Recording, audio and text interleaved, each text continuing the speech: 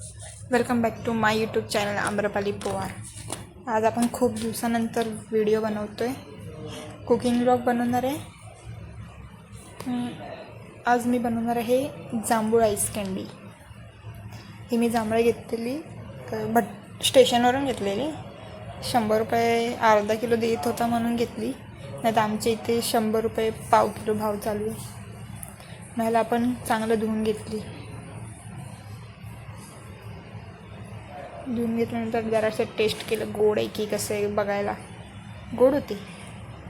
हे मी ना 2 दिवस अगोदरच घेतलेली, मग मला करायला टाईम नव्हता. आज संडे सुट्टी आहे, तर मी म्हणलं की करावं. आणि ना फ्रीजरमध्ये ठेवलेली, तो कडक झालेली. माझ्या मम्मीने फ्रीजरमधून काढून आहे ना परत नॉर्मल ह्याच्यावर ठेवली, तर ती एकदम अशी ना बिलबिललेली झालेली. मग मी आहे ना बाकीच्या व्हिडिओमध्ये आहे ना ते लोक ह्यानी कट करत होते चाकूने, पण मी हातानेच केलं, कारण हाताने होत होतं. मग सगळ्या बिया मी एका वाटीमध्ये काढल्या आणि त्याचाच पिळून घ्यायची तीच बिया.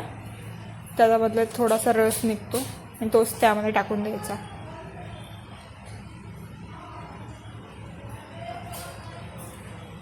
आता आपण ह्याच्यामध्ये मीठ टाकायचं, साखर टाकायची 3-4 चम्मच, जसं तुम्हाला पाहिजे असेल तसं. मी ह्याच्यानंतर अजून साखर घेतली, कारण की गोड कमी होतं. कारण की जांभळामध्ये थोडासा असा तुरटसारखा असं म्हणजे वेगळा असा टेस्ट असते. मग ती जाण्यासाठी थोडी साखर जास्त घ्यायची आणि मीठ पण. आणि मी ह्याला ग्राइंड करून घेतलं फटाफट.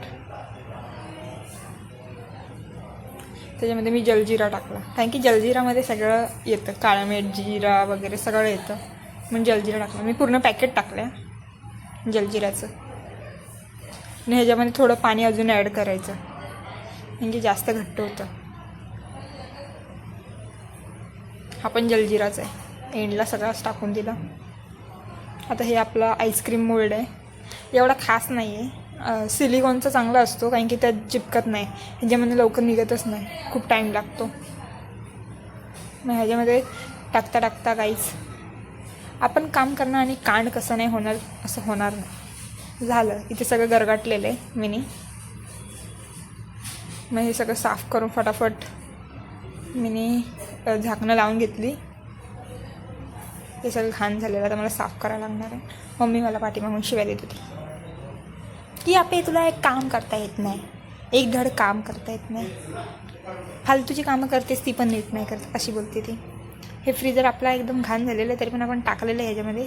आता थोडंसं मिक्सरच्या भांड्यामध्ये ज्यूस उरलेला, त्याचा मी ज्यूस करते. ह्याच्यामध्ये थोडं पाणी ॲड करायचं, सोडा पण ॲड करू शकतो. सोडा टाकल्यावर पण असं म्हणजे दिसते मला चांगलं होतं, पण मी कधीच पित नाही सोडा, म्हणून नाही टाकला.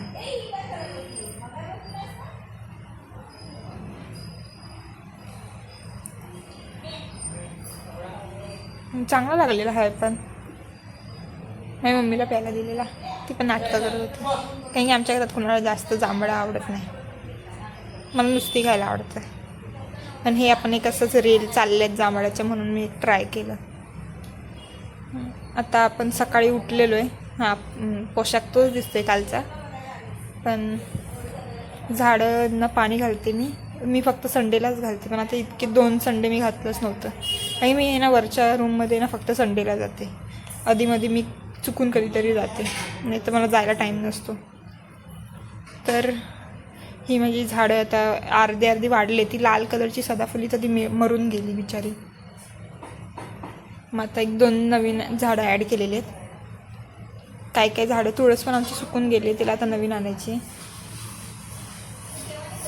हे कोरफड खूप सारं झालेत. ह्याच्यामध्ये मी लिंबूचं झाड पण लावलं, हे लिंबूचं झाड आहे.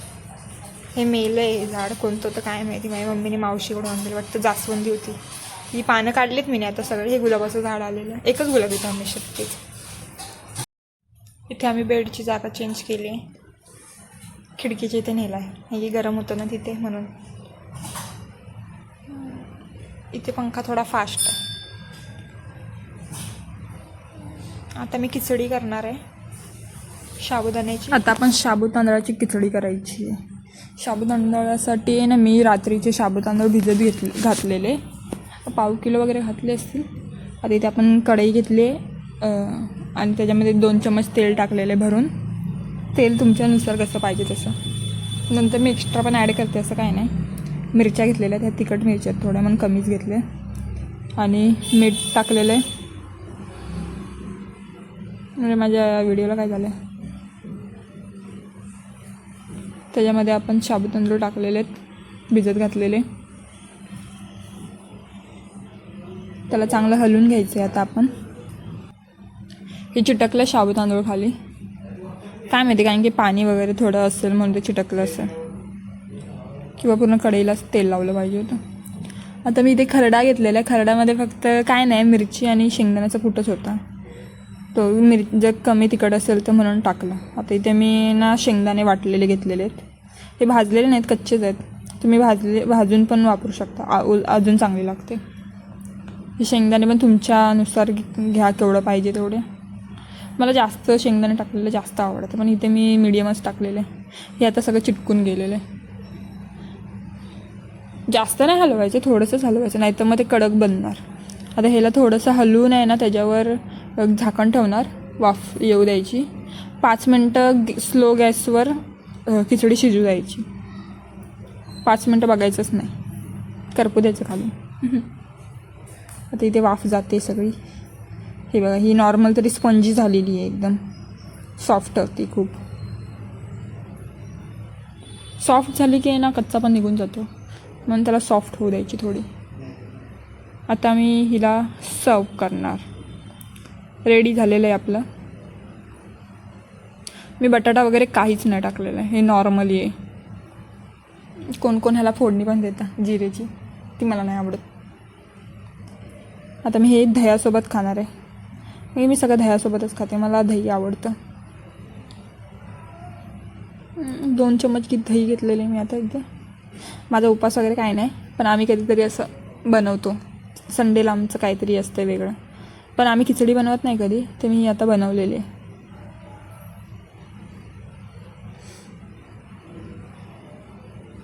संडेला माझ्या पप्पाचा डब्बा नव्हता ना, म्हणून, आणि माझा पण नव्हता. आता मी ते पिझ्झा आणलेला आहे, कारण की माझं खिचडीने पोट भरलेलं नाही आहे. पिझ्झावाला बाबा 40-50 मिनटांनी आला आहे तो, 30 मिनिट बोलून. इथे मला गरम होते म्हणून माझा चेहरा पूर्ण उतरून गेलेला आहे, कारण की गरमी खूप झालेली आहे.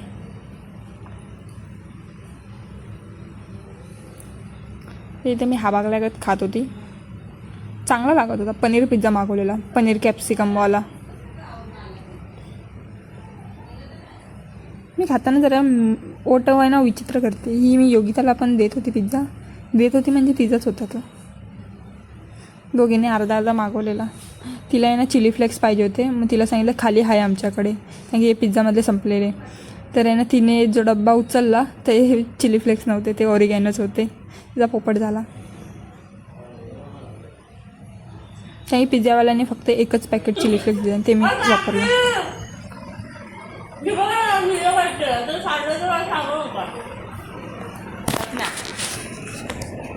खाऊन आता आपण बघायला जाऊया आपली आईस्क्रीम रेडी झाली की नाही. ही मी पूर्ण रात्रभर टाकलेली फ्रीजमध्ये, तरी पण थोड्या वेळसाठी काढून बघितलेली सकाळी, तरी पण ती झाली नव्हती. काय माहिती, आमचा फ्रीज एक तर खराब असेल, नाही तर हा मोल्ड तरी खराब असेल.